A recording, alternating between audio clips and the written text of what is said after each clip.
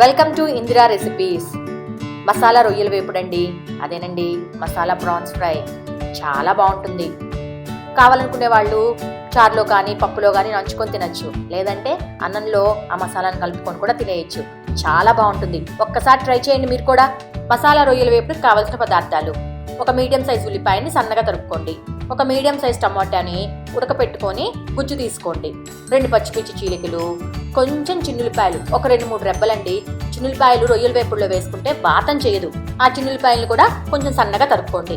ఒక 3 స్పూన్ల oil, 1 spoon ధనియాల పొడి, 1.5 స్పూన్ కారం, 1/2 స్పూన్ గరం మసాలా, 1/2 స్పూన్ జీలకర్ర పొడి, 2 స్పూన్ల అల్లం వెల్లుల్లి పేస్ట్, కొంచెం కొత్తిమీర, రుచికి తగినంత ఉప్పు, 1 స్పూన్ పసుపు.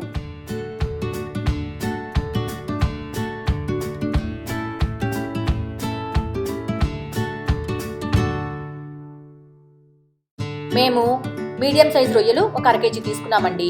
రొయ్యల లోపల ఒక నల్లటి నరంలాగా కనిపిస్తుంది చూడండి, దాన్ని మనం తీసేసుకుందాం. దీన్నే డీవెయినింగ్ అంటారండి. రొయ్యని తోక దగ్గర పట్టుకొని కొంచెం కత్తితో ఘాటు పెడితే ఆ నరాన్ని ఈజీగా తీసేయచ్చు. రొయ్యలన్నిటికీ అలా తీసుకొని శుభ్రంగా కడుక్కొని ఆ రొయ్యల్లో 1/2 స్పూన్ పసుపు, 1/2 స్పూన్ కారం, 1/2 స్పూన్ నూనె వేసుకొని ఒకసారి అన్నీ కలిసేటట్టు బాగా కలుపుకొని పొయ్యి మీద పెట్టుకొని ఒక 2 నిమిషాలు ఉడికించుకోండి. దీన్నే ఆవిగిల పెట్టడం అంటారండి. ఇలా చేయటం వల్ల రొయ్యల్లో ఒక రకమైన నీచు వాసన వస్తుంది చూడండి, అది అస్సలు రాదు.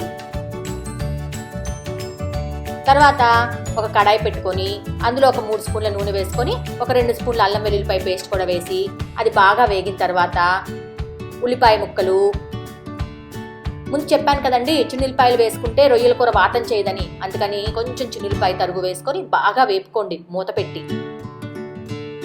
అవి కొంచెం బాగా వేగిన తర్వాత అందులో కారం, ధనియాల పొడి, జీలకర్ర పొడి, గరం మసాలా,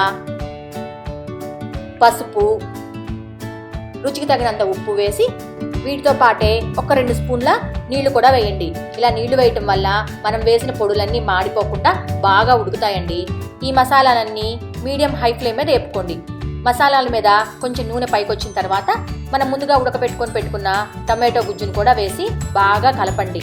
దీంట్లో 2 పచ్చిమిర్చి చీలికలు కూడా వేసుకోండి. అన్నీ బాగా కలుపుకొని మూత పెట్టి ఇంకొక 2 నిమిషాలు ఉడికించుకోండి.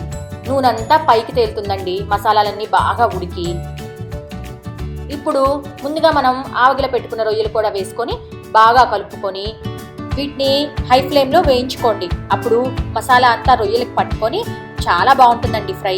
వీటిని ఇంకొక 3-4 నిమిషాలు బాగా వేయించుకోండి. రొయ్యల్ని మరీ ఎక్కువసేపు వేయించకండి, రబ్బర్ లాగా సాగుతాయి. ఈ రొయ్యల ఫ్రై మీద కొంచెం కొత్తిమీర చల్లుకోండి, భలే బాగుంటుంది. ఇంకా